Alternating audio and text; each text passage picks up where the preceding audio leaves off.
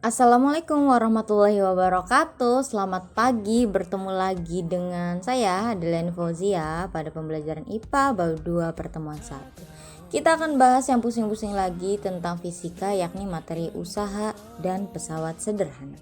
Nah, suatu hari Andi mendorong tembok dan temboknya tidak mau bergerak, maka usaha yang dilakukan Andi adalah 0.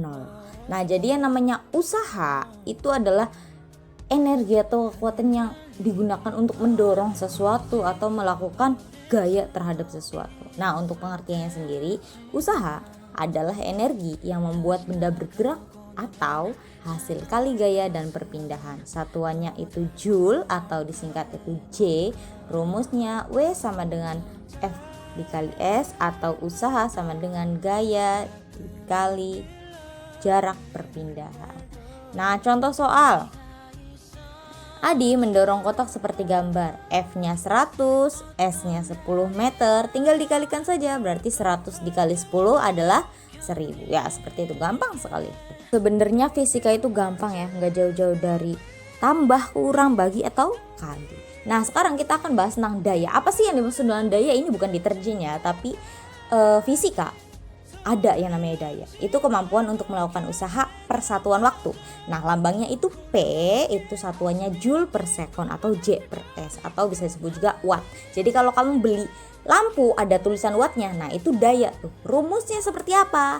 P sama dengan W per T, atau daya sama dengan usaha dibagi waktu. Contoh di sini, usaha yang dilakukan Azmi 1000 Joule, waktunya 10 sekon. Tinggal dibagi saja, 1000 dibagi 10 berapa? 100. Satuannya apa? Joule per sekon. Gitu, gampang sekali ya. Nah, selanjutnya pesawat sederhana. Pesawat sederhana adalah alat yang digunakan untuk mempermudah kita melakukan sesuatu atau melakukan usaha. Pesawat sederhana secara garis besar dibagi jadi 4. Ada bidang miring, katrol, pengukit, atau roda berporos. Nah, kalau seandainya kamu pergi ke rumah nenekmu yang di situ nggak ada sanyo, lalu ada nih, kamu kalau ngambil air harus pakai ember ke sumur dulu. Nah, itu alat yang di atas yang muter itu namanya katrol. Nah, selanjutnya kita akan bahas tentang bidang miring. Bidang miring adalah alat yang digunakan untuk mempermudah benda berpindah, khususnya dari arah atas ke bawah atau bawah ke atas. Nah, ada yang disebut juga dengan KM atau keuntungan mekanik. Itu adalah perbandingan beban dan gaya atau perbandingan kuasa dan beban. Nah, rumus bidang miring seperti apa? Di sini bidang miring digambarnya kayak segitiga gitu ya. Nah, kalau segitiga kan ada yang ke atas berarti itu tinggi, ada yang miring itu disebut dengan sisi miring atau S bahasanya.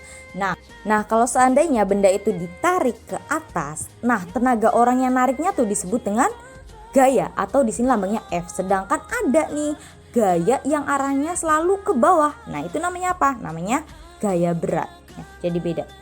Di sini untuk rumusnya kamu terserah tuh, kamu lebih suka pembagian apa perkalian? Bu, saya sukanya perkalian. Ya udah, kamu bisa pakai rumus yang di atas. Itu rumusnya gaya dikali sisi miring atau S sama dengan W dikali H, atau gaya berat dikali tinggi bidang miring. Sedangkan untuk menentukan keuntungan mekanik bisa dengan salah satunya saya contoh W per F atau S dibagi H gitu. Nah, Bu, kalau seandainya saya sukanya rumus pembagian, ya udah kamu tinggal pakai rumus pembagian saja, berarti W per F sama dengan S per H ya. Jadi H itu tinggi, S itu sisi miring, F itu gaya bendanya. Nah, W itu gaya berat dipengaruhi oleh gravitasi gitu. Nah, selanjutnya ada contoh soal. Sebuah bidang miring tingginya 1 meter dan panjangnya 5 meter. Bila berat benda yang dipindahkan itu 1880 Newton, hitunglah gaya yang diperlukan untuk memindahkan benda tersebut. Nah, biasa untuk IPA fisika kalau mengerjakan sesuatu itu harus diawali dengan yang diketahui ya. Nah, di sini diketahui apa? Ada gaya berat atau W 1880 Newton. Selain itu ada sisi miring. Di sini berapa sisi miringnya? Ternyata panjang bidang miringnya ada 5 meter. Tingginya 1 meter. Nah, sekarang kita pakai rumus yang perkalian. Tadi kalau perkalian berarti gaya dikali sisi miring sama dengan gaya berat dikali tinggi. Nah, gayanya kita cari tuh, berarti masih F dikali sisi miringnya tadi berapa? 5 meter, tulis 5 sama dengan gaya beratnya 1880 dikali 1 meter untuk tingginya. Nah, F dikali 5 itu F5 sama dengan 1880. Nah, untuk mencari F itu tinggal pindah saja 5-nya, berarti F sama dengan 1880 dibagi 5. Hasilnya 376 Newton, karena yang ditanya itu gaya. Gaya itu satuannya Newton, berat juga satuannya Newton. Oke, sekian dan terima kasih atas pertemuan hari ini. Wassalamualaikum warahmatullahi wabarakatuh. Jangan lupa dirangkum, tugasnya dikumpulkan. Sekian, bye-bye. Dah.